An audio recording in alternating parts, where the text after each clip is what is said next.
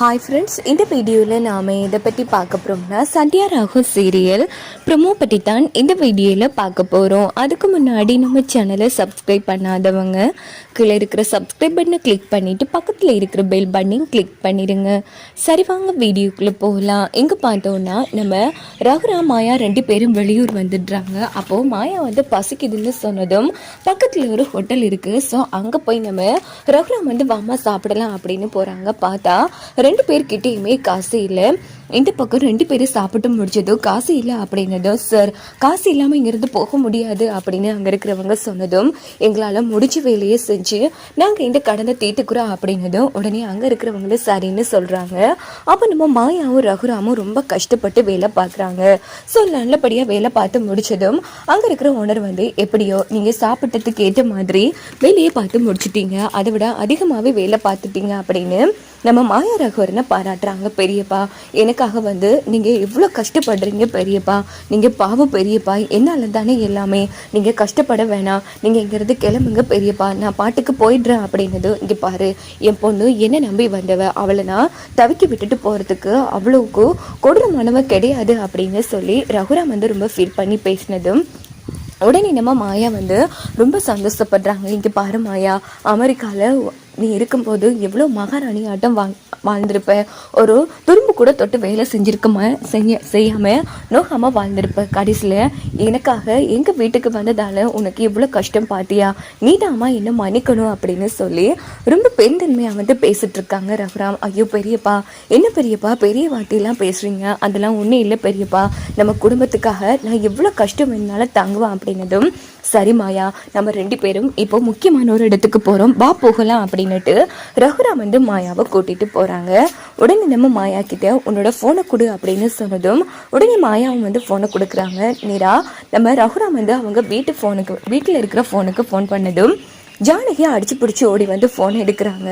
Hello யாரு அப்படின்னு கேட்டதும், ஜானகி நான் தான் ரகுராம் அப்படின்னு சொன்னதும் ஜானகிக்கு சந்தோஷம் தாங்க முடியல. என்னங்க எங்கெங்க போயிட்டீங்க, உங்களை காணோன்னு நாங்க எல்லாருமே பதட்டமா இருக்கோம் தெரியுமா, எங்கெங்க போயிட்டீங்க அப்படின்னு சொல்லி ஜானகி பதட்டப்படுறாங்க. இங்க பாரு ஜானகி, பதட்டப்படுற அளவுக்கு இங்க ஒண்ணும் நடக்கல, முதல்ல நீ பதட்டப்படுறது நீ பாட்டி. இங்க பாரு, நானும் மாயாவும் கோவில தான் இருக்கோம், நீ நம்ம குடும்பத்துல இருக்கிற எல்லாரையும் கூட்டிட்டு வா அப்படின்னு சொல்லிட்டு நம்ம ரகுராம் போனை வச்சதும் உடனே ரமணி பாட்டி ஓடி என்ன ஆச்சுமா, ரகுராமா போன் எடுத்தாரு.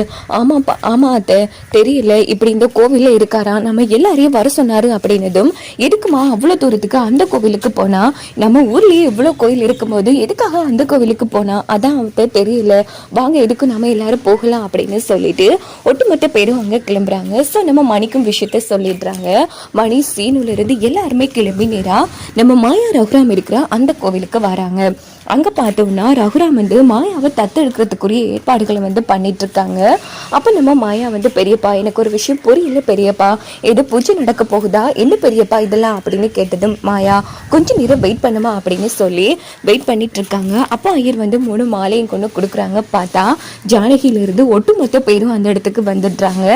ரகுராம பார்த்தது ரொம்ப சந்தோஷப்படுறாங்க. ரகுராம என்னப்பா இது, இப்படி யாருக்கிட்டையுமே சொல்லாம கொள்ளாம வீட்டை விட்டு வெளியில வந்துட்டா, அதுவும் இந்த கோவிலுக்கு வந்திருக்கு, என்ன ஆச்சுப்பா, ஏப்பா இப்படி பண்ண அப்படின்னு சொல்லி ரமணி பாட்டியில இருந்து எல்லாருமே பயப்படுறாங்க. ஆமா மாமா, நாங்க எல்லாருமே பயந்து போயிட்டு தெரியுமா, உங்களை காணோன்னு ஒரு முழுக்க தேடிட்டு இருந்தேன் அப்படின்னு நம்ம சீனு சொல்லிட்டு இருக்காங்க.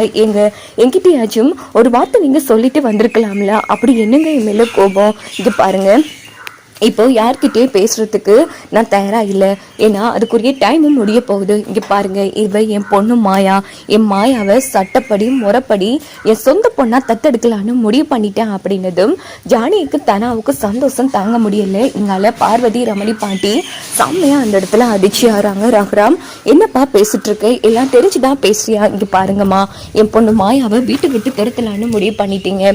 அவ என்ன நம்பி வந்த பொண்ணு, எப்போ அவ என்ன நம்பி தன்னோட அப்பாவை தூக்கி எறிஞ்சாலோ அப்போவே மாயா என்னோட பாதி பொண்ணு ஆயிட்டா.